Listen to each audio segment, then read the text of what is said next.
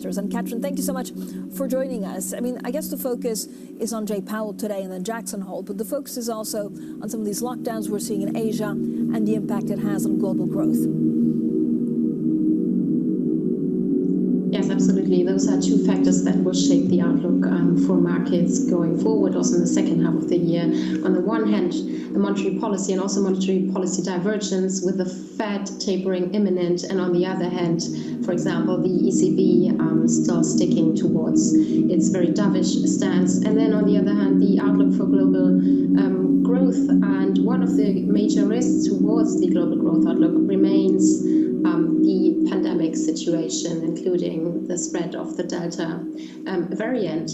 While it may not be as economically damaging as previous waves because of the successful vaccination rollout in many countries, it still is a reminder that the global economic recovery will remain uneven, in my view. Uneven with who's powering ahead, and Katrin? Yes, so the US economy has been powering ahead already, and peak momentum seems to be approaching in the US. On the other hand, we do still believe and stick to our view that Europe is catching up and is already in the fast lane in terms of economic growth momentum. On the other hand, when looking at China, we do see a continued moderation in growth in China, and the latest data confirm this view. The Delta variant is one reason, but just one. And therefore, looking ahead into the second half of the year, diverging also economic policies in China, whether the US will likely remain an important macro theme, with the Chinese economic authorities or policy authorities inclined to ease policy. And Katrin, what does that actually mean in terms of how you play the market? So if you look at some of the divergence out there, is it dollar supportive? Do you play the rate divergence, or do you play industries?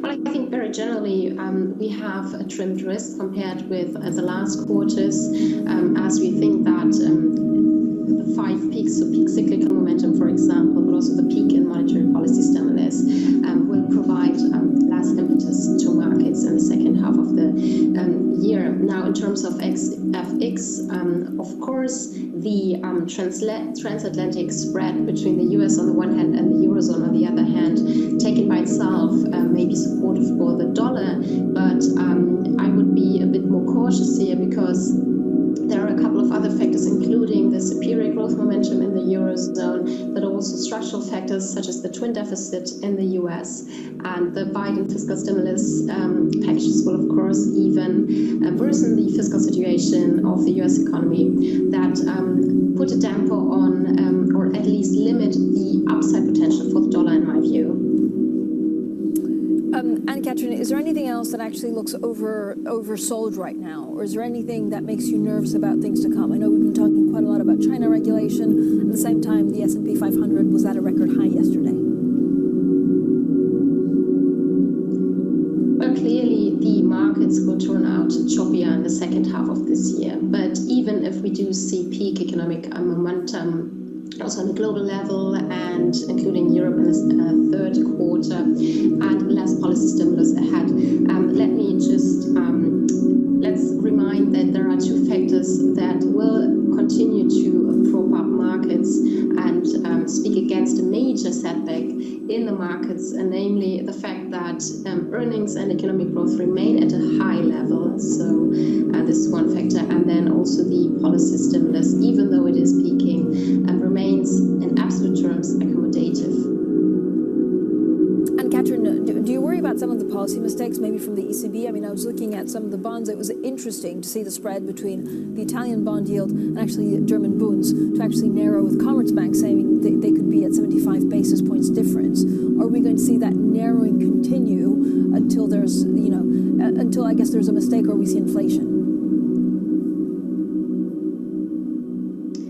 Well, in the Eurozone, the peripheral bonds clearly remain supported by the dovish shift of the ECB. And just looking at the ECB's newly phrased forward guidance, this clearly is a reminder that rate hikes will not happen anytime soon. The peripheral bonds, including Italy, also remain supported by the EU Recovery Fund, and the first disbursements have taken place as well. And the EU recovery is widely seen as a step towards a more uniformed fiscal integration in the Eurozone. Overall, I don't see a risk of a policy error here. Where I rather would see a risk of a policy error is in the United States, because the Fed could err on the side of keeping its policy too loose for too long, because of its newly introduced average inflation targeting regime, which includes a phase of inflation overshooting in the United States. And one of our convictions is that the medium-term risks, upward risks towards inflation, remain skewed to the upside. And this is a belief that markets don't seem to share. Looking at the Global Fund Manager survey that came out just last night, it's still 65% of the investors that were surveyed that believe that inflation is simply transitory. Yep. Wonderful. Thank you so much, Anne-Katrine Peterson.